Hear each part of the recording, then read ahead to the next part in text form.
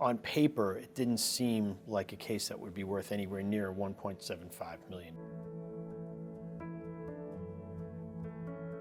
My name is Fred Aranki. I'm a partner at the firm. I'm talking about the Hoxiage case. This is a case I handled alongside my partner, Daniel O'Toole. This was an unusual one. So our client, Mrs. Hoxiage, married, mother of two, really nice woman. She worked at Bloomingdale's in Midtown, and she was coming home from work. She was taking the bus that she always takes at 59th Street and Madison Ave. She went to get on the bus. Bus driver, who was probably running late and in a hurry, didn't realize that she wasn't fully in the bus yet, closed the door on her. So the doors closed and trapped her in the bus.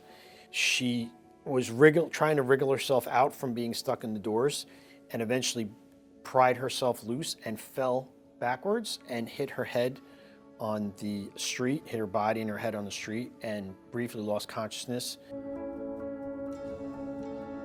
It was a bit challenging just because even though this was one of the newer buses, there was no video on it. The bus driver wrote a report saying that she was running for the bus and tripped and fell.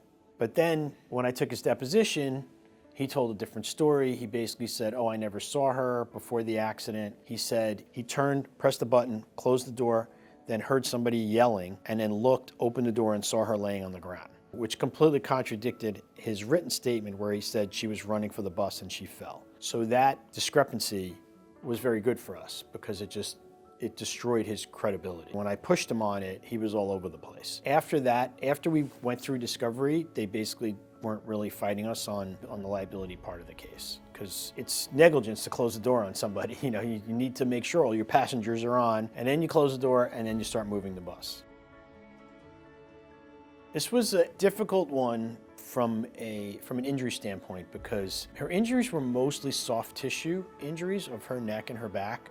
She never had any surgery. She did have some cognitive issues. She hit her head. She had a concussion and post-concussion syndrome. She was having some memory issues. She would get some fogginess and dizziness sometimes. She was getting treatment for it. But it was the kind of case where it was tough to value it from a pain and suffering standpoint because on paper, it didn't seem like a case that would be worth anywhere near $1.75 million. Even though the number is not as big as some other cases that we've had or that we've talked about, that number on this case was huge. Most firms, I don't know any firms that would have been able to recover that much money for somebody with how this case was on paper. She couldn't stand for too long because of her back pain. She was basically someone that worked in the makeup section, of Bloomingdale's. You're on your feet for 8 to 10 hours a day.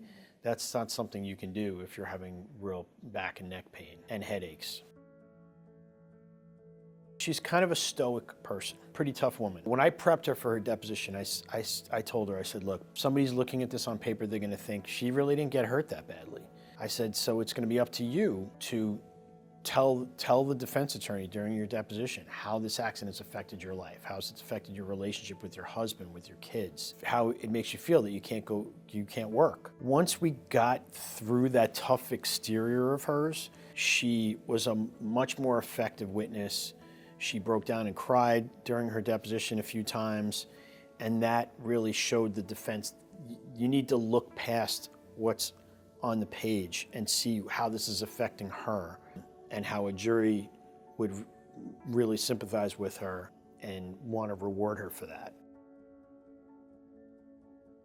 We were pretty far along in the process. We were on the pretrial calendar at the time that it settled. The case settled for $1,750,000. I think a big part of getting a good resolution on a case is it's really good as far as closure for people. A lot of times when people are going through this, they feel like they're doing something wrong by bringing a lawsuit. Sometimes people feel guilty that they're suing somebody. And when they get a good resolution, I feel like it kind of validates them. It gives them some closure and also validates them like, wow, they understand how badly they hurt me. And the way they show their understanding is by paying me a lot of money, You're never going to get a defendant to walk up to you and be like, hey, I'm really sorry about what happened. But that's what the money is. The money is the apology, basically. That's the way I look at it sometimes. I've had people say that to me, are they going to say sorry? And I'm like, no, they're not going to. But that's what I tell them.